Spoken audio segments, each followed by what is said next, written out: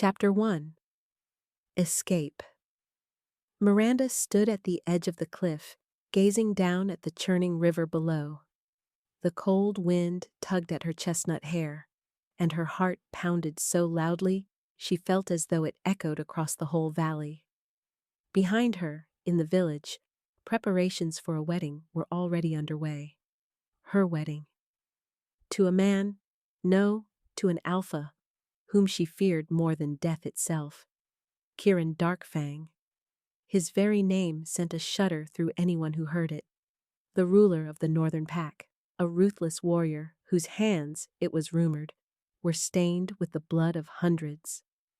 He'd come to their humble mountain village seeking a peace agreement with her own pack's alpha. That was when he'd caught her scent at the market. Miranda remembered the moment vividly. She was arranging bundles of dried herbs at her stall, chamomile, St. John's wort, thyme, when she felt someone's gaze. Turning around, she locked eyes with a tall man in a black cloak. His eyes burned with an amber fire, and the power radiating from him made it hard to breathe. Alpha. He froze as if struck by lightning, inhaled deeply, and in his eyes, something predatory, possessive, flickered to life. Instinctively, Miranda stepped back, dropping a bunch of lavender. She knew at once that something irreversible had happened. The next day, Kyron came to her parents' house. "She is my true mate." His voice was deep, brooking no argument. "I can sense her scent. Heather and honey. She was made for me." Her father and mother exchanged glances. In their eyes, Miranda saw no sympathy, no desire to protect their daughter, just a greedy gleam. Gold. He was offering gold, a lot of gold, and a new house to replace their dilapidated cottage. "No," Miranda whispered. "Please, don't do this." But her words were drowned out by her mother's joyful exclamations. The wedding was set for a month's time. Over the next days, Miranda tried to learn all she could about her future husband. Each new story filled her with growing dread. Kyron didn't just fight enemies, he annihilated entire packs, showing no mercy to anyone. They said his rage knew no bounds, that he could tear opponents apart with his bare hands. That screams echoed through his mountain stronghold, and his servants bore the marks of beatings. "He's an alpha, darling," her mother said when Miranda tried one last time to dissuade her. "You should be grateful. Such a powerful man chose you, a humble she-wolf. You'll bear him strong children, and our family will finally escape poverty." "But I'm afraid of him. All those stories." "Gossip," her mother scoffed. "The envious always slander the mighty." Her father didn't even bother to reply. He'd already spent part of the gold Kyron had given as a deposit, and now his daughter was just goods, sold and paid for. Miranda's younger brother, Thomas, 3 years her junior, watched her sadly from the corner. Only he understood her fear. But what could a boy do against their parents' will and the might of an alpha? And so Miranda made her decision. She would fake her own death. The plan was simple, desperate. The river running by the village was infamous for its violent currents. Every year it claimed the lives of careless travelers. Miranda would leave her cloak on the shore, toss a bouquet of heather, her favorite herb, into the water, and vanish into the woods. Let everyone think she'd given up and taken her own life. She was afraid to leave the only place she'd ever known, afraid to venture into the unknown with nothing but a small bundle slung over her shoulder. But her terror at the thought of life with Kyron was stronger. "Forgive me," she whispered into the emptiness, dropping her cloak onto the grass. She wanted to believe she said it to her brother, not to her parents. Her parents would only forgive her for the loss of their gold. For Thomas, though, she left a short note under his pillow. "Forgive me. I can't do it. Live happily, little one." Miranda tossed the bouquet of white heather into the river and slipped away into the gathering dusk of the forest, never looking back. Chapter 2. A New Life. 2 years passed by like a dream. The little village of Stillwater took Miranda in without asking questions. Here, on the far edge of the kingdom, people rarely cared about anyone's past. She called herself Leyra now, a wandering herbalist who had lost her family to illness. The village elder, a kindly old man named Garrett, let her settle in a small cottage on the edge of the forest, a house that once belonged to the local healer. "The house has been empty for 3 years," he said, handing her the key. "Ever since old Marcus passed on. If you truly know how to heal, the village will be grateful." Miranda, now Leyra, threw herself into her new life with diligence. She collected wild herbs from the woods, dried them, made tinctures and salves. The villagers soon began coming to her for every sort of ailment, and her kindness and skill soon earned their respect and affection. The cottage at the forest's edge became her refuge. It was small, just 3 rooms, but cozy. Miranda hung bunches of herbs from the beams, filling the air with their healing aromas. She set up a little garden in the back, where she grew chamomile, mint, marigold. In the evenings, she would sit by the hearth with a cup of herbal tea and feel something close to peace. But at night, she dreamed of him. Kyron, his amber eyes filled with rage and pain. She would wake in a cold sweat, the phantom scent of pine and metal, his scent lingering in her nostrils. Sometimes she thought she could hear a wolf howling far away in the mountains, a sound so full of despair that her heart clenched. "Nonsense," she told herself. "He's long forgotten you. He's probably found another, more obedient bride." But somehow, that thought brought her no comfort. Last spring, a trader from Miranda's home village visited Stillwater. Miranda very nearly gave herself away when she saw him in the market, but he didn't recognize her. She had changed so much in 2 years. Short-cropped hair, a thinner face, plain clothes instead of the pretty dresses she'd once worn. Still, she couldn't resist overhearing his conversation in the tavern.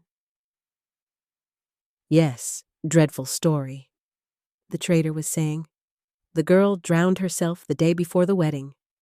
Kyron Darkfang himself came when they found her cloak. Folks say he roared like a beast. He sniffed around everywhere, tried to track her down, then just lost his mind." "Really?" gasped the tavern keeper. "Truth, I swear. His men searched for her body for 2 weeks. They didn't find it, of course. The river was in flood, would have carried her for 100 miles. Kyron went stone cold. He rode north again, and since then, well, they say he's become even crueler. Killed some of his own people for no reason. Whispers are, he's gone mad with grief. Losing a true mate, that's worse than death for an alpha." Miranda slipped out of the tavern, barely making it home before she threw up. Her hands shook. Guilt gnawed at her, but she forced herself to take deep breaths. "It's not my fault. He's a brutal killer. I saved myself. I did the right thing." So why did it hurt so much? From then on, she tried not to think about the past. Life in Stillwater flowed calm and quiet. She healed people, tended her garden, sometimes walked to the next town's fair for supplies. Old Myra, who suffered from aching joints, called her an angel. Little Sophie, whom Miranda nursed through a terrible fever, would bring her wildflower bouquets. Even the gruff blacksmith Bran warmed up to her after she healed his lame horse. Miranda found meaning in this. She couldn't undo the past. She couldn't change what she'd done, but she could help those around her. That was her penance, her new purpose. One crisp autumn evening, as she was hanging the last bunches of oregano under the porch, Miranda heard a strange sound.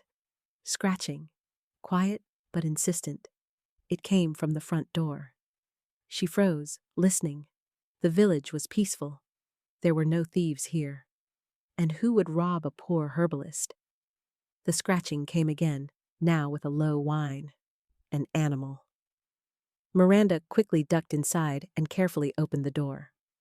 On the threshold, barely able to stand on its feet, was an enormous wolf. Chapter 3. The Wounded Beast. Miranda gasped and instinctively stepped back. The wolf was enormous, far larger than any ordinary animal. Even weakened, he radiated power. His fur was black as night, now matted and soaked with dried blood. Deep gashes from claws, signs of battle, split open his left side. His amber eyes looked at her pleadingly. A werewolf. Judging by his size, an alpha. Miranda knew she should slam the door. A wounded predator was twice as dangerous, but something in his gaze. The wolf staggered and collapsed right on her threshold, lowering his head to his paws in exhaustion. His breathing was ragged, uneven. "Oh, God," Miranda whispered. The healer in her conquered her fear. She couldn't let a living creature die at her doorstep, not even a dangerous one. Casting a quick glance around, the village slept. She crouched beside the wolf. "Hey, can you hear me?" she whispered softly. "I want to help you, but you mustn't bite me, understand?" The wolf flicked an ear weakly, as if in agreement. Dragging him inside wasn't easy. The beast likely outweighed her, but adrenaline gave her strength. Miranda all but hauled the wolf into the house, closed the door, and set to work. First, she examined his wounds. Deep, ragged slashes along his side and paw, clearly claws from another werewolf. Several smaller cuts across his body. He'd lost a great deal of blood. "You're lucky you found an herbalist," Miranda muttered, heating water and gathering clean cloth. "What fight got you into this state?" The wolf stayed silent, just watching her with unblinking eyes. There was something mesmerizing about those amber orbs. Miranda shook her head, driving off the strange sense of déjà vu. She cleaned the wounds with chamomile and marigold infusions, then applied compresses of crushed plantain and yarrow, herbs that stopped bleeding and fought infection. The wolf endured it all stoically, flinching only when the pain was particularly sharp. "Brave boy," she praised as she bandaged the worst wound. "Ordinary wolves would have tried to bite me by now." But he wasn't an ordinary wolf. He was a werewolf, an alpha, though a human soul lingered somewhere within that beastly form. Miranda could sense it. When the wounds were tended, Miranda brought him a bowl of water and a piece of dried meat, everything she had in the house. The wolf lapped up the water eagerly, but left the meat untouched, only brushing her hand gently with his nose in silent gratitude. "Rest," she told him softly. "Tomorrow, we'll see how your wounds heal. If they get worse, I'll need to use something stronger." She spread out an old blanket by the fireplace. With effort, the wolf moved onto it and stretched out. Within minutes, he was asleep, his sides rising and falling heavily. She sat by his side for a long time, watching the sleeping beast. Strangely, his presence didn't frighten her. If anything, it made the cottage feel less lonely, more alive. "Silly," she scolded herself. "It's a wild animal, not a pet." Still, when she finally went to bed, she left the bedroom door ajar, just in case the wolf needed her. She woke to shouts in the village square. Miranda leaped from bed, threw on a shawl, and dashed outside. A crowd of villagers had gathered near the well, voices raised in anxious debate. "What's happened?" she asked as she reached Elder Garrett. The old man turned, his face somber. Trouble, Leyra. Last night, werewolves attacked Bertram's farm. 3 of them. They mauled some livestock and almost killed Bertram himself. He swears it was rogues, outcast werewolves who've been plaguing the area for weeks now. Miranda felt cold. Rogue werewolves, and she had one wounded in her home. Coincidence? Did anyone see them? She asked, forcing her voice to remain calm. Bertram did. He said there were 3 of them. Reddish fur, big, aggressive. They demanded gold and food. When he refused, they attacked. Garrett shook his head. I'll send for help from the nearest pack. These rogues must be dealt with. 3 and all reddish, not the lone black wolf. Miranda exhaled in relief. How is Bertram? Injured, but alive. His wife asked if you'd come tend his wounds. I'll gather what I need and go now. Miranda hurried back home, where the wolf was awake and alert, watching the door. His ears pricked up when she entered. You heard, didn't you? She asked, gathering herbs into her bag. Those 3 at the farm, was it them who hurt you? The wolf gave a low, rumbling growl, clear confirmation. So you weren't with them, you fought them. Miranda knelt beside him, meeting his eyes. You were protecting someone? He touched his nose to her hand, as if to say, yes. Brave soul, she said softly. Rest. I'll be back soon. Before she left, she made sure the door was secured from the inside, using the inner bolt, and slipped out through the window. No one could accidentally stumble in and find the wolf. Her visit to Bertram's took several hours. The farmer was badly hurt, deep bites on his shoulder and arm, claw marks on his chest. Miranda cleaned the wounds and left his wife some healing ointment and pain medicine.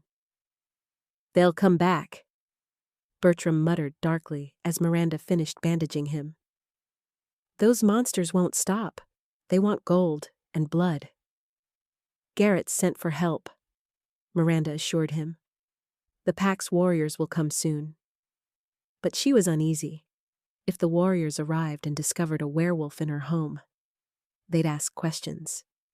They might decide he was a rogue, too. I have to protect him, she thought, surprised at herself. Why?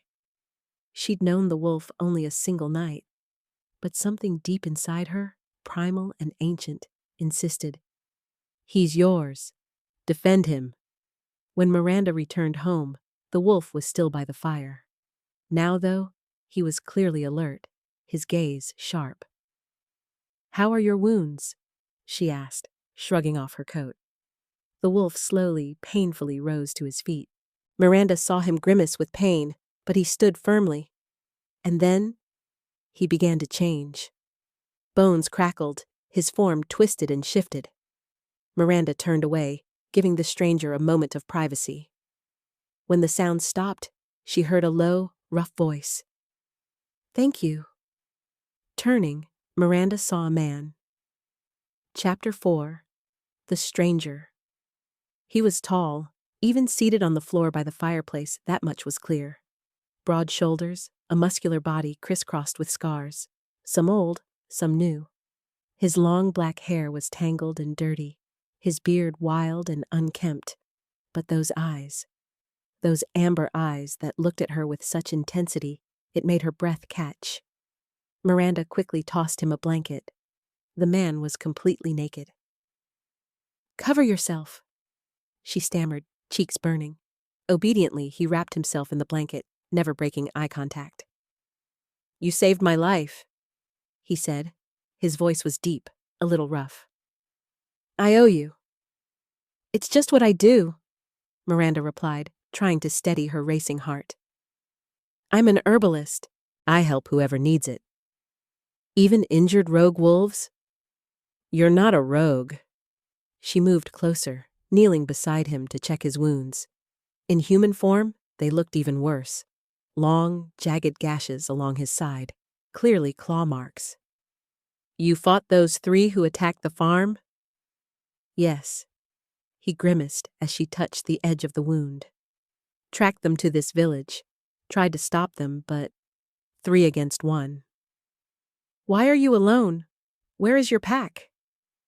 He fell silent. Miranda glanced up and saw pain in his eyes, not physical, but soul deep. I have no pack, he finally said. What happened? None of your business. His tone was sharp, but Miranda didn't mind. She knew better than most how much it hurt to talk about the past. All right, then at least tell me your name. He hesitated again, as if searching his memory. Kai? He said at last. My name is Kai. Miranda nodded, not knowing it was short for Kyron, not knowing that before her sat the very man she had run from 2 years ago. But Kyron, Kai, looked at her in disbelief. He had recognized her scent, even in wolf form, when she first opened the door. Heather and honey. The scent that had haunted his nightmares for 2 years. The scent of his true mate, his lost bride. Except she wasn't lost. Miranda. His Miranda. Alive. His first instinct was to seize her, hold her close, never let go. To growl, claim her, drag her back to the mountains, where she'd be safe and he could guard her every second. But he stopped himself, because she didn't recognize him. She looked at him calmly, full of compassion, but with no hint of recognition. And Kyron understood why. He'd changed. So much. 2 years of madness had stripped him bare. He was gaunt, wild, unkempt. A mere shadow of the polished alpha who had once come to her village. And she used another name now. Leyra, not Miranda. That meant she was hiding. Meant she had faked her death on purpose. To run. From him. Rage flickered in Kyron's chest. She had deceived him. Made him believe she was dead. Made him suffer. Lose his mind. Lose everything. Because of her, he had lost command of his pack. Had been cast out by his own people. Frightened of his uncontrollable rage. Because of her, he had wandered for 2 years like a madman, losing even parts of his memory to grief. He should be angry, should demand answers. But instead, he just watched her. Watched how she gently tended his wounds, how she furrowed her brow in concentration, how she bit her lower lip. Watched her kind face and soft hands. She had feared him so much, she preferred death to marrying him, and that hurt more than any wound. Why? He wanted to ask. I would never have harmed you. Never. You're my true mate.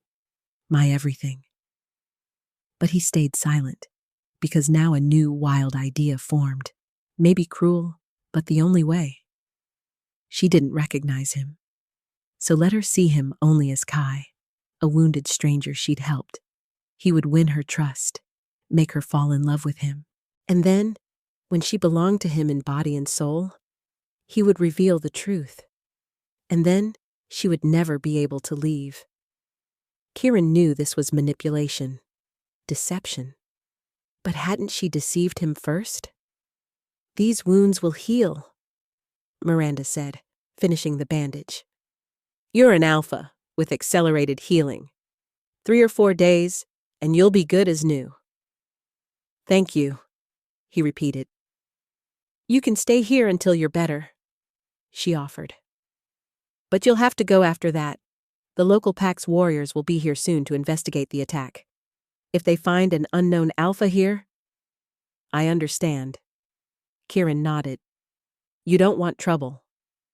It's not that. Miranda hesitated, then added, It's just, they might decide you're with the bandits. And then, I couldn't protect you. Something warm stirred in his chest. She wanted to protect him, the very monster she had once fled from. I'll leave in 3 days, he promised. No sooner. 3 days would be enough for him to plan, to figure out how to win her back. Miranda nodded and stood. Are you hungry? I can make something. I don't want to trouble you." "It's no trouble," she smiled. "I have soup and bread, nothing fancy but filling." She disappeared into the kitchen, leaving Kyron by the fire, listening to the comforting sounds of her moving around. Clinking dishes, running water, her voice humming a quiet melody. So simple, so ordinary, so unbearably wonderful. For 2 years he had searched for her. 2 years driven mad, believing her dead. And she had been here, all along, living a peaceful life, healing people, singing in her kitchen. Anger swelled again, but he forced himself to breathe evenly. Not yet, not yet. When Miranda returned with a steaming bowl of soup and a chunk of bread, Kyron accepted them gratefully. The soup was simple, vegetables and herbs, but delicious. Or maybe everything tasted better because she had prepared it. "Do you have clothes?" Miranda asked, averting her gaze from his bare torso. "I could look for something of old Marcus's. He was a big man. Something might fit." "I'd appreciate it." She went into the next room and returned with an armful of clothes, rough linen shirt, pants, a vest. Kyron changed while her back was turned. The clothes fit surprisingly well, though a little loose. He had lost so much weight over the past 2 years. "Much better," Miranda said approvingly. "Now you look like a man, not a wild beast." "I am a wild beast," Kyron said quietly, meeting her eyes. "Don't forget that." She met his gaze without fear. "Wild beasts don't thank people for help, and they don't fight 3 attackers to protect a village not their own." "How do you know I was protecting the village? Maybe I just wanted rivals off my territory." "Then you wouldn't have come here, wounded and asking for help. You'd have gone into the woods alone to lick your wounds." Miranda sat across from him. "You came because you knew I would help. That means you're not dangerous. Not to me." Kyron gave a crooked smile. "You're too trusting, Leyra."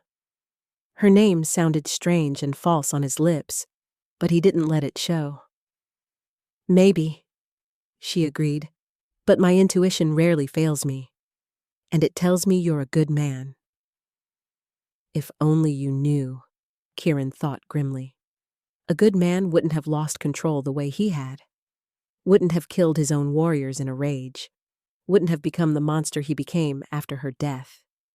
But aloud, he only nodded. "Rest now," Miranda said, rising. "I'll check your wounds in the morning. For now, sleep. Healing takes strength." She left for her room, leaving him by the fire. Kyron lay down on the blanket, but sleep wouldn't come. Instead, he breathed in her scent, filling the whole house. Heather and honey. Her scent. The scent of his true mate. Chapter 5. 3 days. The morning of the first day began with shouts. Miranda woke to a commotion outside and rushed out to see what had happened. Kai stayed inside. The sight of him right now would just raise questions. A crowd had gathered in the square. In the center, Bertram was waving his arms and yelling. "They came back last night!" The farmer's voice shook with anger and fear. "They killed 3 more sheep, and they left a warning scratched into the barn door. Hand over the gold, or we'll take you one by one. First the livestock, then the children." The crowd buzzed with dread. Women pulled their children close. Men clenched their fists. "What gold?" asked Elder Garrett. "We don't have any gold." "They think we do," Bertram replied darkly. "Must have heard about the harvest. They think we already sold it for good money." "But we haven't sold anything yet. The grain is still in the granary." "They don't care. They're bandits, just after anything easy." Miranda listened, a chill spreading through her chest. The rogues were getting bolder. If nobody stopped them? "When will the pack's warriors get here?" she asked. "The messenger returned this morning," said Garrett. "They'll send men, but not for at least a week. They have their own problems on the border right now." A week, much too long. Miranda returned home. Kai was already up, though still pale. His wounds were healing, alpha regeneration worked fast, but he was still weak. "You heard?" she asked. "I did." Kai stood by the window, staring into the woods. "They'll come back. Tonight or tomorrow. And they'll keep coming until they get what they want. But the village doesn't have gold. Then they'll take something else. Food, livestock, people." He turned, and his eyes flashed with controlled fire. "I won't let that happen." "You're still weak," Miranda protested. "You can't fight." "I can." His voice was firm. "And I will." Something in his tone left no room for argument. Miranda realized he truly meant to protect the village, even if it killed him. "Why?" she asked softly. "These aren't your people. This isn't your pack. Why risk your life for strangers?" Kai looked at her for a long moment. "Because it's the right thing to do," he finally said. "And because—" He hesitated, then added more quietly, "because someone I care about lives in this village." Miranda's heart skipped a beat. Did he mean her? But they'd only known each other a day. "Kai." "Prepare your herbs," he interrupted, turning to the window. "There may be many wounded after tonight." And he was right. As dusk fell, a tense silence settled over the village. The men armed themselves with whatever they could find. Pitchforks, axes, clubs. Women and children were locked away safely in homes. Bertram and the strongest men took guard at the granary. As night fell, Kai slipped out of Miranda's house. She couldn't stop him. "Be careful," was all she could whisper, gripping his hand. Their fingers touched. Kai slowly raised her hand to his face and breathed in her scent. "I'll come back," he rasped. "I promise." And then he disappeared into the night. Miranda waited, sitting by the window, clutching a cup of cold tea. The village was dark and silent, too silent. Then the howling started, long, wild, thick with fury and challenge. A wolf's howl that sent her blood cold. Miranda jumped up, threw open the door, and froze. At the edge of the woods, right at the village line, stood 4 massive wolves.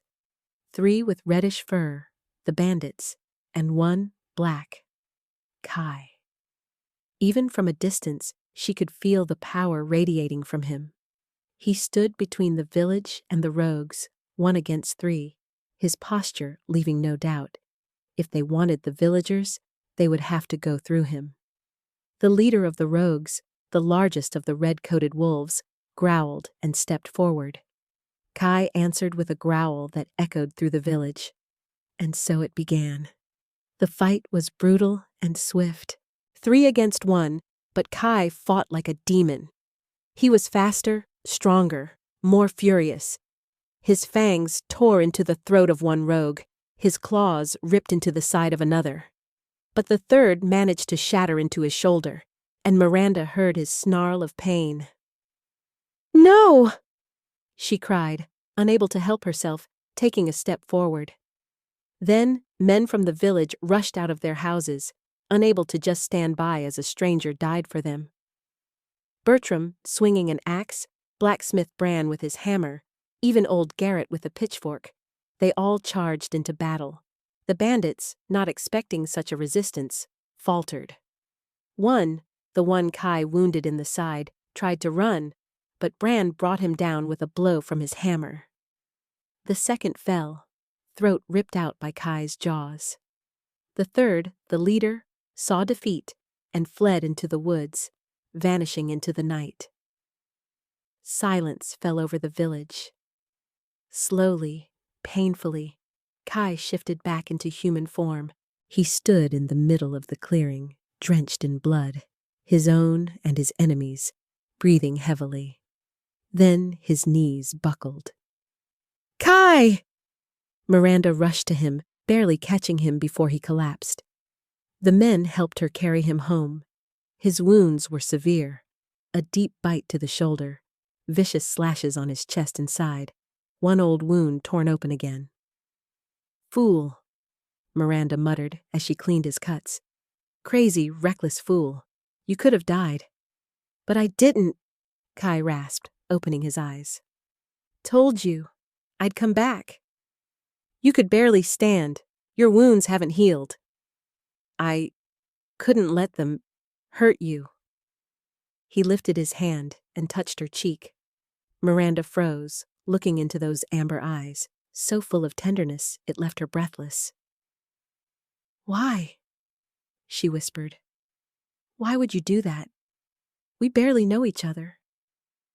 "Because you—" Kai stopped, clearly fighting for words. "Because from the moment you opened your door and let me in, I knew. You're special." Miranda's heart hammered wildly. There was something familiar in his eyes, something terrifying and wonderful, like he had always known her, as if— "Rest," she said, pulling back. "We both need it." But that night, she barely slept, listening to the sound of his breathing in the next room, wondering why her heart kept insistently whispering, "He's yours." Chapter 6. Feelings Revealed. The next 2 days passed strangely. Kai stayed in Miranda's cottage, recovering from the battle. His wounds healed rapidly, a perk of being an alpha, but she insisted that he not exert himself. The village now treated him entirely differently. Their hero, their defender. Men came to thank him. Women brought food. Children peered shyly in the windows, hoping to catch a glimpse of the brave wolf. Miranda watched all this with a smile, but inside, anxiety grew. Kai had promised he would leave in 3 days. Time was nearly up, and she'd realized she didn't want him to go at all. "You're so quiet," she said one evening as they sat by the fire. She was patching his torn shirt while he gazed into the flames. "I'm not used to talking." "How long have you been alone?" Pause. 2 years, about that." "What happened to your pack?" "I lost control." Kai's voice was quiet, full of pain. "Something happened, something that broke me.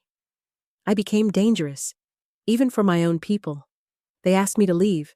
More accurately, they exiled me before I could hurt someone important." Miranda set her sewing aside, meeting his eyes. "What happened?" Kai turned to her, and in his eyes was such deep longing, Miranda's heart squeezed tight. "I lost someone I loved, or thought I loved. I'm not even sure if it was love, or just the bond, the true bond. She died before I could really know, and that—" he clenched his fists. "That drove me mad." "True mate?" Miranda whispered, her mouth suddenly dry. "Yes." I caught her scent and knew instantly. She was mine. Made for me. But she was afraid. She didn't want to be with me. She chose death instead. Miranda went cold. No, it couldn't be. What was her name?" Kai looked straight at her. In his eyes, something flickered that she couldn't place. "Why does it matter? She's been dead 2 years." "Coincidence." "It's just coincidence," Miranda told herself. "Lots of people lose loved ones. Many alphas find true mates."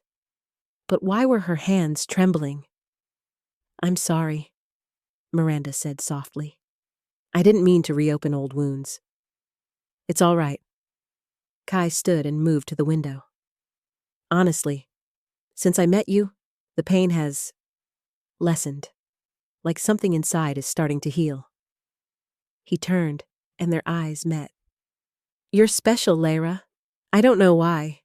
Maybe your kindness, or maybe because you didn't hesitate to let a wounded beast in. But," he took a step closer, "I feel alive around you, for the first time in 2 years."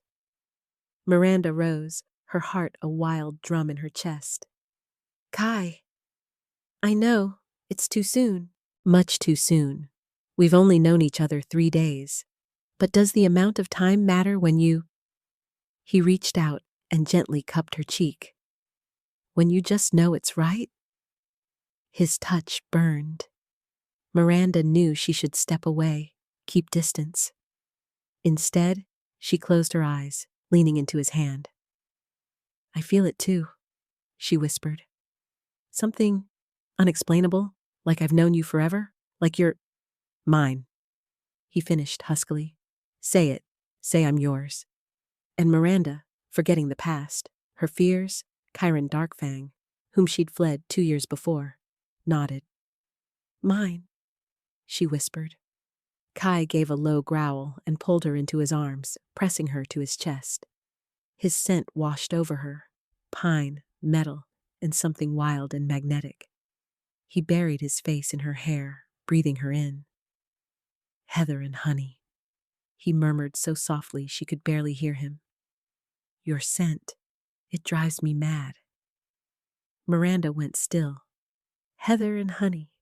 That was exactly how Kyron had described her scent the day they met. Her unique scent, the sign of a true bond. She pulled away sharply, staring at Kai with wide eyes. What did you say? Kai seemed to snap to his senses, realizing he'd slipped. His face flickered with panic, then resolve, then a kind of weary acceptance. I said your scent drives me mad, he repeated slowly, looking her directly in the eyes. No, you said Heather and honey. Miranda took a step back, her heart pounding. How would you know? How could you possibly know my scent? Leyra. Don't call me that. Her voice was loud, trembling. Who are you? Who are you really? Kai stood motionless, tension thick enough to cut with a knife. Then, slowly, he ran his hand over his face, as if wiping away a mask. You know who I am, he said quietly. You always have. Your heart knew the instant you opened the door. It was only your mind that refused to believe. No. Miranda's voice was almost a plea as she kept backing away. No, it can't be. You, Kyron Darkfang. You're... Changed, Kyron said, stepping forward, no longer hesitant. 2 years of wandering, 2 years of madness changed me. I lost weight, grew wild, became a shadow of what I was. But it's still me, Miranda. Her real name. He spoke her real name. How long have you known? Her voice shook. From the start? From the moment I smelled your scent at the door. He stopped moving, giving her space. You can't mistake your true mate, not even after years, not even on the brink of death. And you stayed silent. Tears burned in Miranda's eyes. You pretended, played a part, made me, her voice cracked, made me fall for you. Yes, Kyron didn't deny it, because you ran, you faked your own death to escape me, made me grieve for you for 2 years, 2 years mad with grief. Do you know what I lost? My pack, my mind, everything, because of you. Rage overcame his voice, and Miranda saw that same fire in his eyes that had terrified her 2 years ago. I was afraid of you, she yelled back. Everyone said you were a monster, that you killed without mercy, cruel and bloodthirsty. How could I say yes, not knowing you, only hearing awful tales? And instead of giving me a chance, you ran. Didn't ask, didn't try to find the truth, just decided I was a monster and ran. Better death than life with someone I feared. Silence fell, heavy and sharp. Kyron stood, chest heaving, fists clenched. Miranda pressed her back to the wall as tears streamed down her cheeks. You were afraid of me, he finally said, his voice softer, so achingly wounded that Miranda's heart twisted. Afraid enough to choose death? And you know the worst part? I can't blame you. He sunk down into a chair, as if all his anger had suddenly drained, leaving only exhaustion. I really was a monster, cruel, merciless. I killed my enemies and relished it, ruled my pack by fear, but I would never, ever have hurt you. You're my true mate. I'd die before I'd lay a hand on you. How was I supposed to know that? Miranda whispered. You weren't. He gave a bitter, crooked smile. You didn't know. I can't blame you for being afraid. But Miranda... He rose, slowly moving closer, and this time she didn't back away. These 3 days, you saw the real me, not some legend's monster. The man I've become. The one who saved this village, who laughed at your jokes, who couldn't look away when you cooked dinner. Tell me. His voice grew hoarse. Tell me, are you still afraid of me? Miranda looked at him through tears. Tall, gaunt, covered in scars, yet in his eyes flickered such pain and such hope. I don't know, she admitted honestly. I'm angry at you for the deception. I'm afraid of who you used to be. But Kai, the man I've come to know over these days, I'm not afraid of him. She took a hesitant step forward. He's kind. He protects the weak. He thanks people for help. He fell in love with you, Kyron finished. Head over heels, hopelessly, forever. Just as I did 2 years ago, the first time I smelled your scent. Only now I know you. Your goodness, your strength, your stubbornness. And I love you even more. Miranda froze, unable to speak. Kyron continued, his words so sincere she couldn't help but believe them. I'm not asking you to forgive me the lies. Not asking you to forget the past. Just give me a chance, Miranda. One chance to prove I'm not a monster, that I can be worthy of you. Let me court you for real, win your heart honestly. And if I say no, pain flickered on his face. Then I'll go, forever, out of your life. You'll never see me again. He stepped back, giving her space. I won't force you. I won't demand anything you're not ready to give, even if it breaks my heart. Miranda stood there, her thoughts a storm. He'd deceived her, manipulated her, made her fall for him before revealing the truth. That was unforgivable. And yet, wasn't she feeling everything he'd described over the last 3 days? Didn't her heart sing when he was near? Didn't she see sincerity, tenderness, devotion in his eyes? I need time, she finally said. Time to think, to process all this. As much as you need. Kyron nodded. I'll stay in the village. The elder offered me a room at the tavern, out of gratitude. I won't impose, but I'll be near, just in case you decide to give me that chance. He headed for the door, but paused at the threshold. And Miranda, remember one thing. Whatever you decide, I'll protect you. Always. Even if you tell me to go, even if you never want to see me again, I'll be somewhere nearby. Because you're my true mate, and nothing in this world will change that.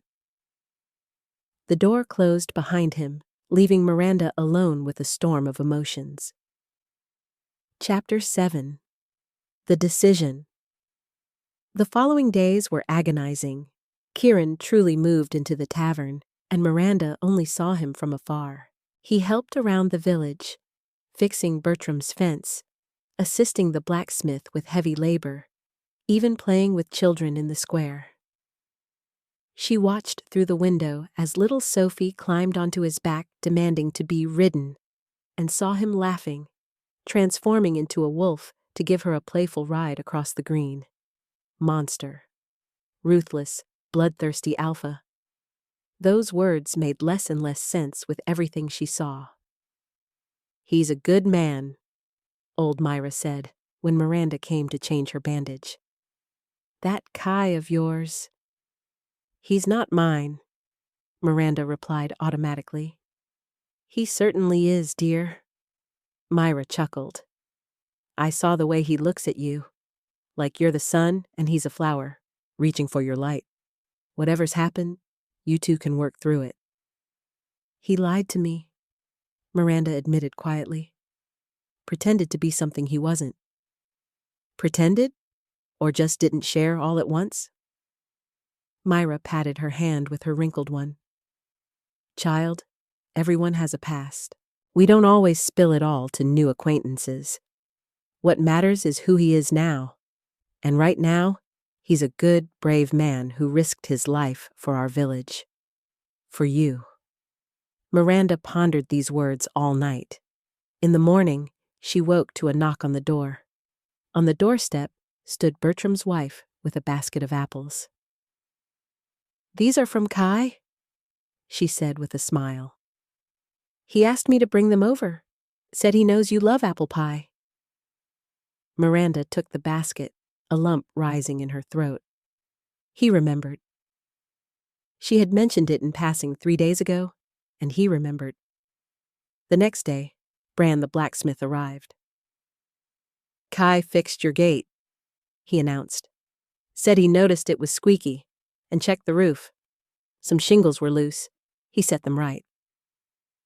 Day after day, these little tokens appeared. Firewood neatly stacked at her door, a bunch of heather on the stoop, a new step replacing the old, wobbly one. He never came himself, never spoke to her. He just cared, from a distance, patiently waiting for her decision. And Miranda began to understand. This wasn't manipulation. It was love, true, patient, selfless love. A week later, warriors of the local pack finally arrived. Their alpha, a middle-aged man named Markel with a graying beard, immediately demanded to meet the one who had defended the village from the rogues. Miranda watched from a distance as Kyron stepped into the square. The tension was thick. A foreign alpha on their territory is always a risk. "You're the one who killed the outcasts?" Markel asked, sizing Kyron up. "Yes, with help from the villagers." "State your name." A pause. Miranda held her breath. "Kyron," he said clearly. "Former alpha of the Northern Pack." A murmur ran through the crowd. The name was known, infamously so. "Kyron Darkfang." Markel narrowed his eyes. "I've heard of you. They say you went mad and were exiled by your own pack." "It's true." Kyron didn't deny it. "I lost control after a loss. After grief. Became dangerous. I was exiled, and rightly so. And what's an exiled madman doing on my territory? Passing through. Ran into the bandits, decided to help. Nothing more." "Nothing more?" Markel smirked. "Witnesses say you fought like a demon, 3-1. That's more than help." "There's someone important to me here." Markel's gaze swept the crowd, searching. Miranda instinctively stepped back, but too late. The old alpha had noticed her. "The herbalist?" He turned to Kyron. "Is she your true mate?" Kyron pronounced firmly, never looking away. "She is my true mate, and I will protect her. Always." "She agree to that?" A sharp question. Silence. Every eye turned to Miranda. She felt her cheeks flush, her heart pounding. This was it. She could deny it. She could say Kyron was mistaken, that he wasn't her mate, that she wanted him gone. Markel would have exiled him. Forever. Or... Miranda stepped forward, her knees trembling. She approached Kyron and stood at his side. His hand twitched, as if he wanted to embrace her, but he held back, waiting for her signal. "He speaks the truth," Miranda said loudly and clearly. "He is my true mate." A wave of relief swept through the crowd. Kyron looked at her with an expression as if she'd handed him the entire world. Markel studied them both thoughtfully. "True mates, a sacred bond," he finally pronounced. "I have no right to separate you. But Kyron Darkfang, know this. If you remain on my land, You'll be under my watch. Any sign of instability, any threat to my people, and I will see you gone myself. Understood? Understood. And I'm grateful for the chance. Don't thank me. Markel nodded toward Miranda. Her. She must see something in you the rest of us don't. When the warriors left and the crowd dispersed, Miranda and Kyron remained standing together in the square. You, he began hoarsely. You stood with me, publicly claimed me as your mate. I know what I did. Miranda met his eyes. But that doesn't mean I forgive your deception. It doesn't mean everything is forgotten. I understand. But it means I'm willing to give you a chance. One chance. She held up her finger. You'll court me, for real, honestly. No more lies, no more tricks. You'll let me know all of you, the dark sides too. And if, in the end, I decide I can't be with you, you'll let me go. No fighting, no forcing. I promise. Kyron dropped to one knee right there, in front of everyone. By my life, my blood, and my soul, I will be honest with you. Patient. I will become worthy of you, or die trying. Miranda felt tears stinging her eyes. Slowly, hesitantly, she reached out her hand. Kyron took it, pressing her knuckles to his lips with such tenderness it stole her breath. Stand up, she said softly. And come. I have stew for dinner. Enough for two. The smile that lit up his face was radiant. Chapter 8. Courtship. The weeks that followed were peculiar, pleasantly so. Kyron moved back into Miranda's house, but slept on the floor by the hearth, though she offered him the guest room bed. He explained that an alpha's instincts demanded he stay close to the exit, to be ready to defend her at a moment's notice. He helped around the house, chopping wood, fixing whatever was broken, even tending the garden, though he admitted he knew nothing about herbs. This is chamomile, Miranda explained patiently, pointing to a plant. It helps with insomnia and calms the nerves. How did you learn all of this? My grandmother. She was a healer, taught me from childhood. Miranda replied with a smile at the memory. She always said I had a gift, that plants responded to my energy. They respond to your kindness, Kyron said quietly. Just like everything alive. He told her of his past, a little at a time. How he became an alpha at 20, after his father died in battle. The weight of leadership, the need for cruelty to keep his pack safe and controlled, to protect them from enemies. I don't excuse what I did, he said one night. Killing became too easy. I reveled in the power, the strength. I became what the rumors claimed, a monster. What changed? Miranda asked. After you thought I'd died? Kyron stared at the fire for a long while. Everything, he finally answered.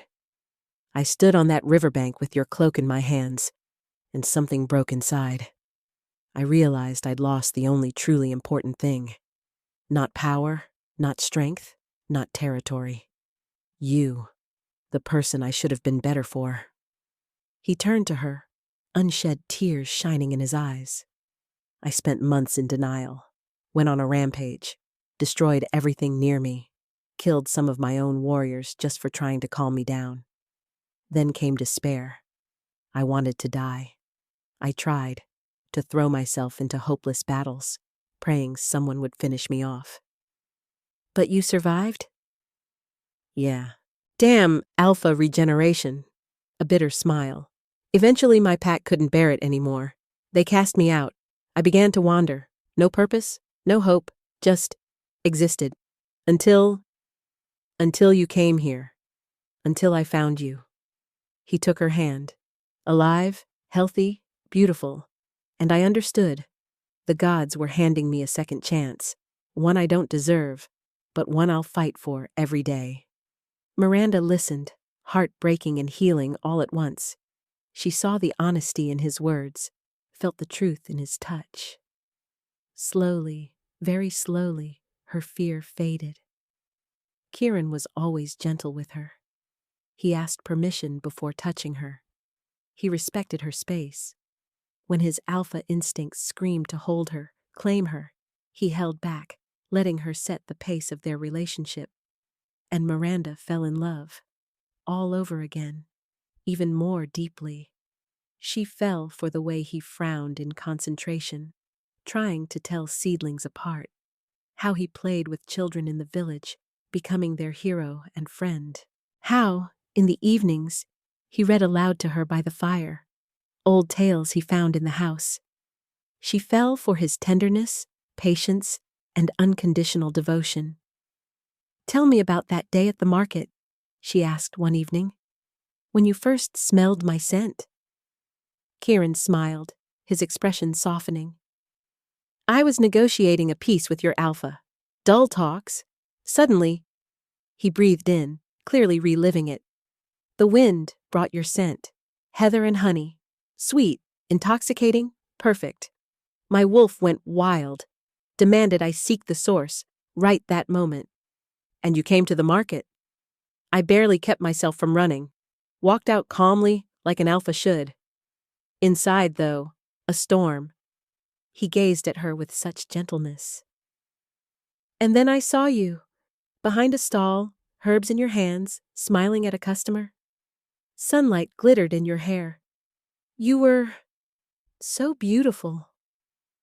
"I was scared," Miranda confessed. "Your stare was so possessive." "I'm sorry." The alpha in me staked a claim immediately. "Saw my mate and decided, mine. I never considered your feelings, didn't give you time, just went to your parents and demanded you, like some barbarian." He shook his head. "No wonder you ran." "It wasn't just that," Miranda said softly.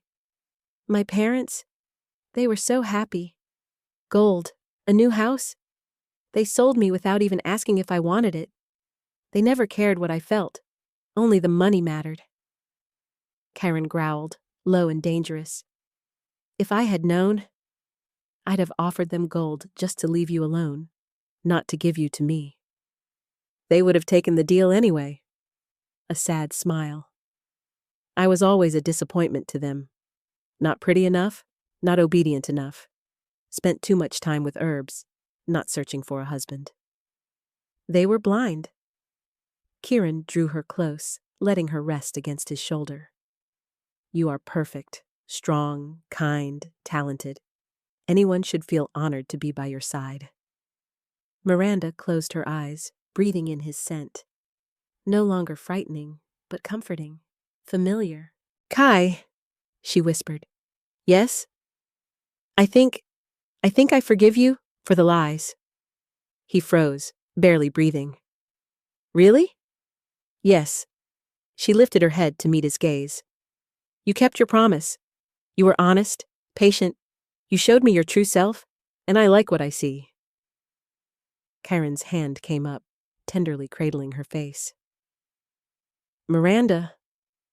He started, but she put a finger to his lips. "But I need to know one more thing. You said you lost control, became dangerous. You even killed your own men. Could that happen again? Can I be safe with you?" Kyron didn't answer at once. He pulled away, stood, and paced the room. Miranda saw his shoulders tense, his fists clench. "I don't know," he finally confessed, voice trembling. "Honestly, I don't know. The rage, it's still inside me. The beast still wants blood. When I saw those rogues attacking the village, part of me wanted to do more than stop them. Wanted to tear them apart, make them scream." He spun around, and Miranda saw fear in his eyes. "I'm a monster, Miranda. I try to be better, but the beast is still there. It will always be there. And I'm afraid—" His voice broke. "Afraid that someday I'll lose control by your side, that I'll hurt you. It's my greatest nightmare." Miranda stood and walked to him. She laid a hand on his chest, right over his racing heart. "Do you know what I see when I look at you?" she asked softly. Not a monster, not a beast. I see a man who fights his demons every day, who fears hurting me, and that's exactly why he never would. Because you understand the danger. You control yourself. And if my control slips, then I'll stop you. She smiled. I'm a she-wolf too, not helpless. I know herbs that can calm even a raging alpha, and I know you'd die before you let yourself hurt me. Kyron closed his eyes, pressing his forehead to hers. You believe too much in me. Maybe. Or I see what you refuse to see yourself. Her arms slid around his neck. You've changed, Kai. Pain changed you. Loss broke you down and remade you. You're not the cruel alpha you once were. No, he agreed. I'm worse. A madman, exiled by his own pack. You're a survivor, Miranda corrected. One who went through hell and came back. One who found his way home. Kyron opened his eyes, glittering with tears. How can you love someone like me? I don't know, she admitted honestly. But I do, against all odds. I just love you. With a low growl, Kyron pulled her to him, holding her so tightly as if afraid she'd vanish. He buried his face in her hair, breathing her in. Mine, he whispered. My mate. My Miranda. Yours, she confirmed, and in that word was a promise. They stood that way for a long time, just holding each other. Miranda felt something click into place inside. The bond they'd shared, dormant all this time, flared to life. She could sense his emotions, relief, joy, love so strong it stole her breath. And he felt hers, acceptance, tenderness, trust. Miranda, Kyron rasped, pulling back just enough to meet her eyes. Can I kiss you? Really kiss you? Instead of answering, she rose to her toes, touching her lips to his. The kiss was soft at first, cautious. Kyron kissed her as if she were made of glass, terrified to break her. But as Miranda responded, deepening the kiss, his restraint broke. He pressed her against the wall. His kisses grew hungry, demanding. His hands slid over her body, gentle but insistent. Miranda felt his barely restrained strength, the tension in every muscle. Kai, she gasped as his lips moved to her throat, kissing the pulse beating there. Say stop, and I'll stop, he growled against her skin. Say it, and I'll let go. Don't stop, she whispered, clutching his shirt. Kyron let out a sound more animal than human and swept her into his arms, carrying her to the bedroom. Chapter 9. The Bond morning found them tangled together and smiling. Miranda woke first, feeling the warmth of Kyron's body beside her, his hand around her waist, his face buried in her hair. The mark.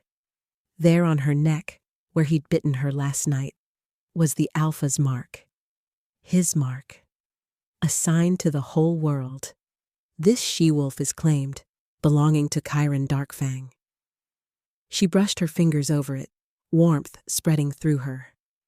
The bond between them pulsed, vivid and alive. She could feel him, even without looking, his sleepy contentment, that deep sense of peace. Good morning, he mumbled without opening his eyes, pulling her closer. Tell me this isn't a dream. It isn't, Miranda smiled, even if the night was unforgettable. Kyron opened his eyes, mischief glinting in them. Just unforgettable? I'll have to do better tonight then. Miranda laughed, swatting his shoulder. Shameless. With you? Always. He rolled over, hovering above her, looking at her with such tenderness it made her heart ache. You're my miracle, Miranda. My second chance. My salvation. So are you, she whispered, drawing him into a kiss. They spent the whole day in bed, getting up only to eat. Kyron was insatiable, Every touch, every kiss seemed to try to make up for 2 years apart. Miranda didn't mind. She wanted it too. At last, without fear or doubt. By evening, they lay wrapped together, trading lazy kisses. "What now?" Miranda asked. "Are you staying here, in Stillwater?" Kyron considered. "If you want, I can help out in the village. Hunt, protect. Markel said I could stay in his territory so long as I pose no threat." "And your pack? Up north?" "They cast me out, and rightly so." His hand traced idle patterns on her shoulder. "I can't go back, even if I wanted to." "But you'll always be an alpha, in your soul." Miranda turned to look at him. "Just being a hunter in a little village, it isn't really who you are." "I'll be whatever I need to be. For you." "Kai." She touched his face. "I don't want you to give up who you are for me. That's not right." "My essence is being with you." He kissed her palm. "Nothing else matters." But Miranda saw the shadow in his eyes, a longing for something bigger. An alpha without a pack was like a bird without wings. He could survive, but he'd never truly be happy. Before she could respond, a loud knock rattled the door. Kyron was instantly alert, amber eyes flashing. The beast inside was ready to defend. "Stay here," he ordered, pulling on his pants quickly. "Kai!" But he was already gone. Miranda threw on her robe and slipped out after him, staying to the shadows. At the door stood a tall man in a travel-stained cloak, a stranger. But Kyron froze, recognizing him. "Thorin," he said hoarsely. "What are you doing here?" The man, Thorin, bowed deeply in respect. "Alpha, forgive me for coming unannounced. I'm not Alpha anymore, not yours anyway." "That's the problem." Thorin met his gaze, and Miranda saw desperation in his eyes. "The pack needs you. They need a real Alpha." "You have one. Corin took over after me." "Corin is dead." The words crashed down. "Killed 3 weeks ago. A rival pack from the east attacked. They're stronger, they want our territory. Without a strong Alpha, we're doomed." Kyron stood silent, absorbing the news. "So you've come for me, after casting me out." "We were wrong," Thorin admitted, real regret in his voice. "You were unstable, yes, dangerous. But you were our Alpha, the strongest, the most loyal. We were afraid of your rage and made a mistake sending you away. Now the pack is paying for it." "How many have died?" 23, including women and children." Thorin stepped forward. "Please, Kyron, come back. The pack needs you. They're dying." Heavy, ringing silence. Miranda saw the battle in Kyron's eyes. Duty versus love. The past battling the present. "I need to think," he finally said. "Give me the night." Thorin nodded. "I'll stay at the tavern, but, Alpha, there's not much time. The enemy is closing in. One more attack, and the pack will fall." When Thorin was gone, Kyron stood long at the window with his back to Miranda, staring into the dark. "You have to go," she said quietly. "No." He turned, determination on his face. "I just found you. Again. I won't leave you." "Kai, people are dying. Your people, children." She came to him, taking his hands. "You're their Alpha. They need you." "And you? Don't you need me?" "I do," she admitted, tears in her eyes. "But I can't be the reason innocent people die. I can't keep you here knowing you could save them." "Miranda?" "Go." She forced a smile through the tears. "Save your pack. Be the Alpha you always were. Strong, mighty, protector of the weak. And after?" His grip tightened. "What then? I go north, and you stay here? Are we parted again?" Miranda took a deep breath.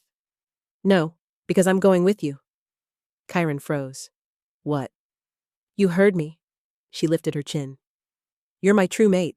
My place is by your side, wherever that is. It'll be dangerous. War, Miranda, blood, and death.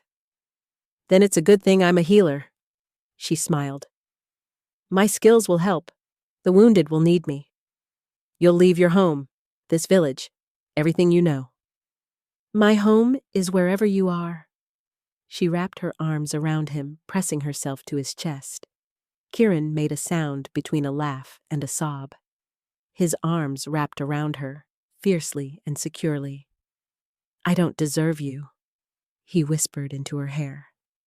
Never deserved you. Lucky for you, I never asked your opinion. Miranda tipped her head back to meet his eyes. So when do we leave? Tomorrow at dawn, the sooner the better. Then we have tonight. She took his hand, leading him back toward the bedroom. Let's not waste it worrying about tomorrow. And they didn't. Chapter 10. The Alpha's Return. Saying farewell to the village was hard. Elder Garrett hugged Miranda, his eyes moist. You've been a blessing to us, child. We'll miss you. And I'll miss you all. She managed, the lump in her throat tight. Take care of one another. Little Sophie wept, clinging to Miranda's skirt. Don't go. Who'll cure my mama if she gets sick? I taught your mama everything I know. Miranda soothed, stroking her hair. She'll manage, I promise.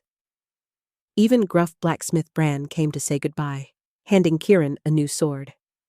In case you need it, he grumbled. Keep her safe, Alpha. With my life, Kyron vowed. They rode out at dawn, Kyron, Miranda, and Thorin. The journey north took 3 days of hard riding. With each mile, Miranda saw Kyron grow tenser, the Alpha awakening in him, preparing for battle. Tell me about them, she asked one night at the campfire. About the pack. What do I need to know? Kyron stared into the flames. There are about 100 now. More than when I left. Refugees joined us from ruined packs. Strong warriors, loyal families. They deserve a better Alpha than I was. They'll get a better one, Miranda replied. Because you've changed. You learned to master your rage, to cherish life. I hope you're right. On the 3rd day, the mountains appeared, tall, harsh, draped in snow. Somewhere in their midst was Kyron's home, his fortress. They reached it by evening. Massive gates, high walls, towers, a true castle. But the walls were battered, one tower partially ruined. Traces of recent battle etched everywhere. The gates swung open, and Miranda saw the people. Haggard, wounded, frightened. Women with children, elders, warriors with bandages and scars. They looked at Kyron with a mixture of hope and fear. The Alphas come back, someone whispered, the news rippling through the crowd. Kyron dismounted, his eyes sweeping the gathering. Miranda could see the change in him. His shoulders squared, chin lifted. No longer a wounded wanderer. This was a ruler, returning to his people. I have returned, he said loudly, his voice echoing off the stone, and I will never leave you again. The enemies who attacked you will pay. Blood will pay for blood. This is your Alpha's promise. The crowd responded, a sound between a sob and a howl. Relief. Alpha, she said, bowing her head. We're glad to have you back, but... She hesitated. Are you stable? Can we trust that you won't lose control? Kyron finished for her. A fair question. The answer, I don't know. The beast is still in me, but now I have a reason to keep it in check. He held out his hand, and Miranda stepped forward, lacing her fingers with his. The mark on her neck was visible, Miranda. She'll serve as your healer, your Luna. She is my anchor, my strength. As long as she stands with me, I won't lose myself again. The woman studied Miranda for a long moment, then nodded. Then welcome, Luna. She dipped in a respectful bow. The pack is happy to accept you. Miranda felt the weight of 100 gazes, but stood tall. This was her choice, to be by Kyron's side, to accept his world and his pack. "I will serve the pack," she said firmly. "My knowledge of healing belongs to all who need it." A murmur of approval rolled through the crowd. That night, in the Alpha's quarters, a vast room with a hearth and a massive bed, Kyron was tense. "Tomorrow I meet with the elders. We must make a plan for defense. The enemy will come again. It's only a matter of time." "You'll manage," Miranda said, hugging him from behind. "You're a strong, wise Alpha, and now you have something to fight for." He turned in her arms, pressing his brow against hers. "Something to fight for? I have everything. My mate, my pack, my home. I will not let anyone take that away." And Miranda believed him. She believed in his strength, his resolve. She believed that together they could weather any storm. Epilogue. A year later, Miranda stood on the balcony, gazing at the grounds below. A year had passed since their return. A year of battles, healing, and rebuilding. The enemies had been defeated in a decisive battle 3 months ago. Kyron had led his warriors, fighting like a demon, but with a control he'd never possessed before. He defended, not just destroyed. He spared those who surrendered, offered mercy. The pack thrived under his rule. New families joined them, children were born, and laughter once again rang through the castle's corridors. And Miranda had found her place. She healed the wounded, taught others the art of herbalism, became a voice of compassion beside the Alpha's strength. People loved her, trusted her, and they loved them together. "What are you thinking about?" Familiar arms slid around her waist, pulling her against his warm chest. "About how much everything has changed," Miranda replied with a smile, leaning back into Kyron's embrace. "A year ago, I lived alone in a tiny cottage. And now you're Luna of an entire pack, the Alpha's wife, my love," Kyron murmured, kissing her neck just above the mark. "And soon, the mother of my child." Miranda placed her hands over her gently rounded belly. 3 months. She was carrying his heir. "Are you scared?" he asked softly. "A little," she admitted. "But mostly happy. We're building a family, Kai. A real family. A family I'll protect with my last breath." He turned her to face him, his gaze indescribably tender. "You saved me, Miranda. The day you opened the door for a wounded wolf. You saved me from darkness, from madness. Gave me a reason to live." "You saved yourself," she corrected, touching his cheek. "I just showed you the way. Then we saved each other." He kissed her, long and gentle. "My true mate, my heart, my everything." Down below, the sounds of life drifted up. Children playing in the courtyard, warriors training, the rhythms of daily life. The pack lived, breathed, prospered. And on the balcony, the Alpha and his Luna stood together, holding each other close, looking toward the future. Thank you for staying with me throughout this story. If you enjoyed the tale, please share your thoughts in the comments.